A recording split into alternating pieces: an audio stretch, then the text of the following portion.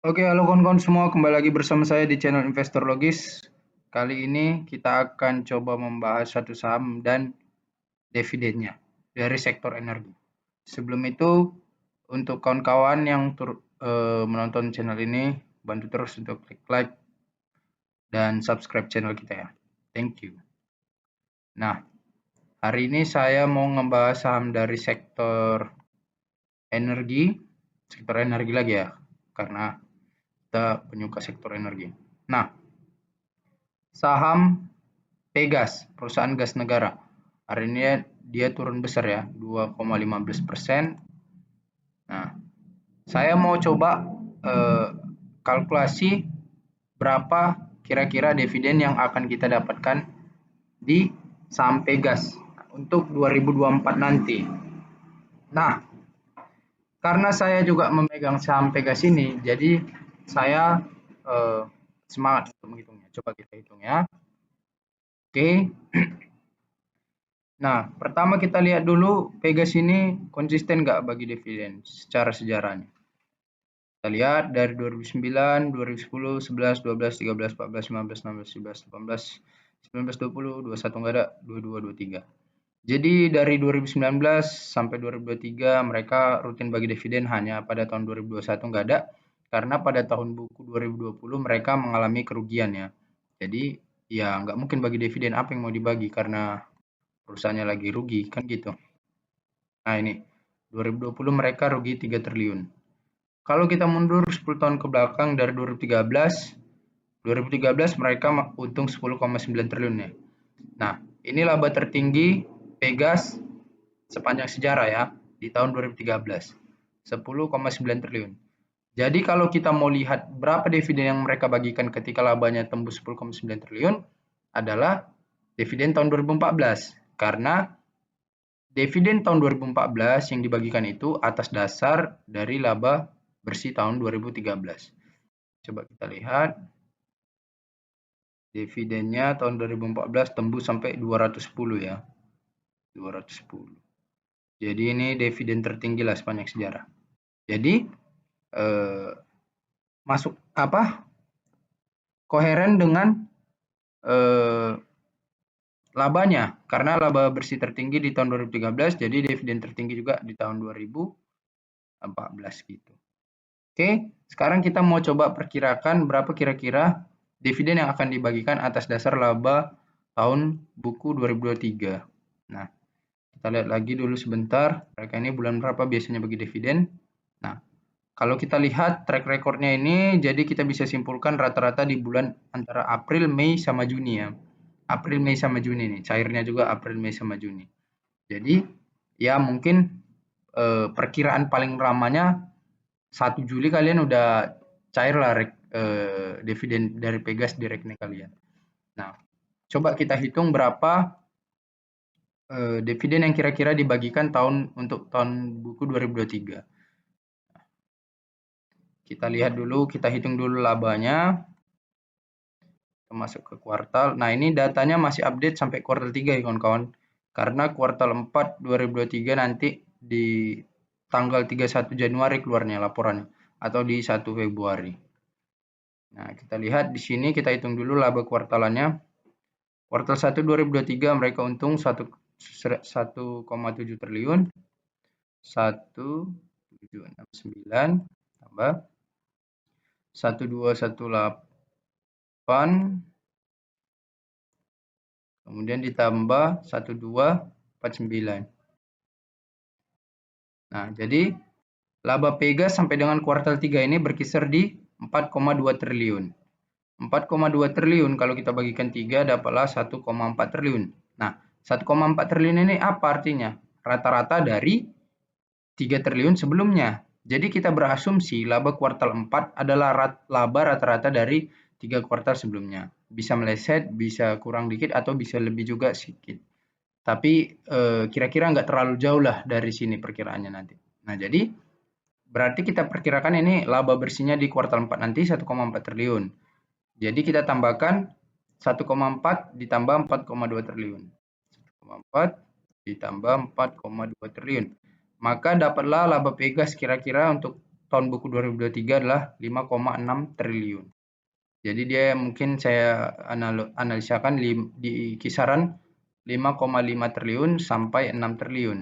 Nah, laba Pegas di tahun 2023. Tadi kita hitung 5,6 triliun ya. Nah, kalau misalnya laba bersih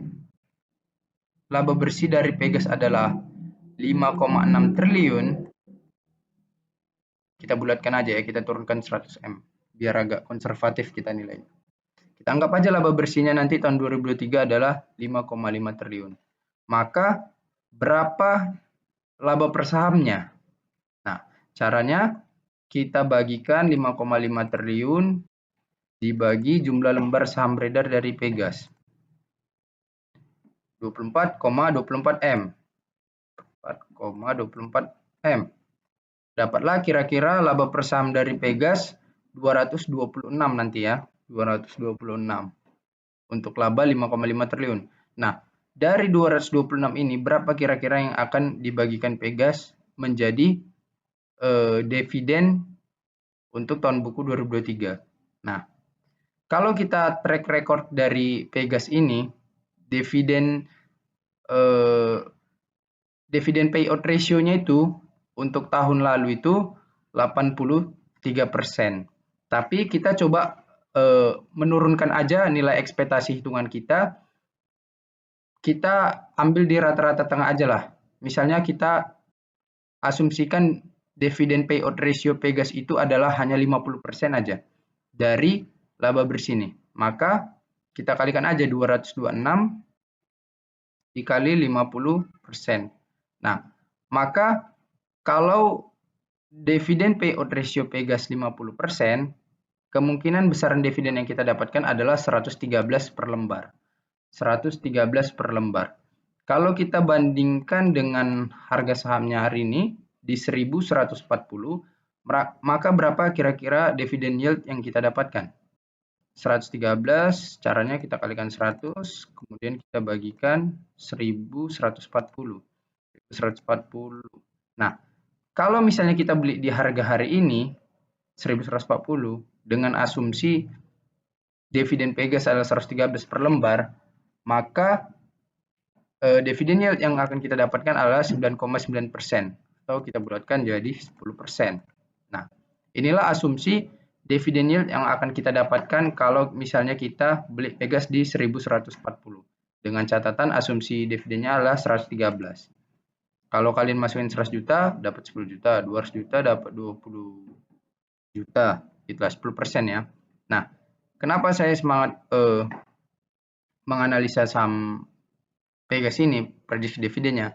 Karena saya pribadi pun memegang saham Pegas ini sendiri sebanyak sekian lot ya. Sebanyak sekian lot. Jadi saya memegang Pegas ini sebanyak 1848 lot.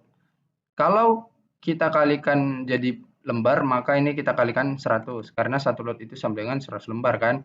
Nah, jadi saya memiliki 184.800 lembar saham Pegas. Kalau asumsi kita tadi benar, dividennya adalah 113 per lembar, maka dividen yang saya dapatkan adalah sekitar 20.800.000. Nah, 20.800.000 ini lumayan besar lah bagi saya ya. Kenapa? Karena kalau kita bagikan 12 bulan, maka saya dapat pasif. Ini saya kurangin lagi. Maka saya dapat pasif income sekitar 1.333.000 per bulan dari Pegas. Lumayan lah ya. Nah, nanti kalau uangnya cair, saya belikan lagi sahamnya. Kalau harganya turun, saya makin tambah. Nah, karena saya belinya di harga di 1083 di harga jatuhnya, maka saya tidak terlalu takut kalau harga sahamnya jatuh, justru saya makin senang. Lagian harga sahamnya jatuh, saya masih floating profit juga. Nah, kenapa saya tidak takut? Karena saya tahu kalau nanti dia masuk bulan pembagian dividen, Nah, dengan asumsi dividennya lebih dari Rp100, karena labanya tadi kita kisaran antara 5,5 triliun sampai 6 triliun, saya kira dividennya akan cukup terasa kalau saya beli di harga segitu. Dan kalau kawan-kawan masih berniat untuk beli di harga segini, ya cukup kerasa juga kalau dividen 10%. Ya kan? Itu sudah jauh di atas inflasi dan bunga dari instrumen investasi yang lainnya gitu. Kenapa kita beli Pegas dan kita nggak takut? Karena kita beli di bawah harga wajarnya. Kenapa saya beli Pegas? Karena Pegas masih dijual di bawah harga wajarnya. Kalau kita hitung harga wajar Pegas ini berapa coba? Kita hitung ya. Nah, kita masukkan neraca, kita pakai data dari kuartal 3 2023. Kita lihat berapa ekuitas dari Pegas. Ekuitas dari Pegas ini adalah 53,100 triliun. Ya kan? Nah, kita bagikan aja dengan jumlah saham beredarnya tadi untuk cari harga wajar sahamnya. Jumlah lembar saham beredarnya tadi adalah 24,24 M. Maka dapatlah harga wajar Pegas 2.190. Jadi, kenapa saya beli Pegas? Sembari saya menunggu Pegas kembali ke harga wajarnya di 2.100 lah, saya anggap 2.000 aja lah, saya 2.100 deh, biar untung beggar ya. Nah, kalau dia kembali ke harga wajarnya di 2.100, saya multi bagger. Tapi kalau misalnya belum, ya saya menikmati untung dari dividen. Itu kenikmatan kita dan keunggulan kita dari segi ketahanan, psikologi, dan daya investasi kita kalau kita membeli saham yang under value, wonderful company, sekaligus bagi dividen. Itu keuntungannya. Nah, jadi kalaupun Pegas harus memakan waktu 1, 2, 3 tahun untuk kembali ke harga wajarnya ini, saya tetap untung dari dividen, kan gitu kawan-kawan. Selagi Pegas masih membukukan laba dan membagi dividen, gitu. Nah, kalau 2.100 harga wajarnya, saya beli tadi di 1.083, maka berapa PBV ketika saya membeli? Adalah 0,5, 0,51. Nah, jadi saya membeli Pegas di PBV 0,51. Itulah alasan kenapa saya membeli, karena dijual di bawah harga wajarnya. Kalau dia kembali ke harga wajarnya kan saya untuk 100%. Tapi kalau misalnya dia belum kembali ke harga wajarnya, ya udah saya tunggu aja, saya menikmati keuntungan dari dividennya. Karena kalau kita perkirakan tadi dividennya aja 113, maka saya mendapat dividen yield itu kira-kira 10,4%. Ya lumayan lah, walau tidak sebesar PTBA dan ITMG. Tetapi pegangan saya adalah dia masih dijual di bawah harga wajarnya gitu. Jadi saya antisipasi juga kalau dia jatuh kawan-kawan. Kalau situasi dunia tiba-tiba tidak menentukan, karena kan kita nggak ada yang tahu masa depan gitu. Nah, kalau dia jatuh seandainya situasi seperti COVID lagi gitu, sejatuh-jatuhnya dia pada saat situasi COVID, dia akan jatuh di harga kisaran 600-an, 6 sampai 700-an gitu.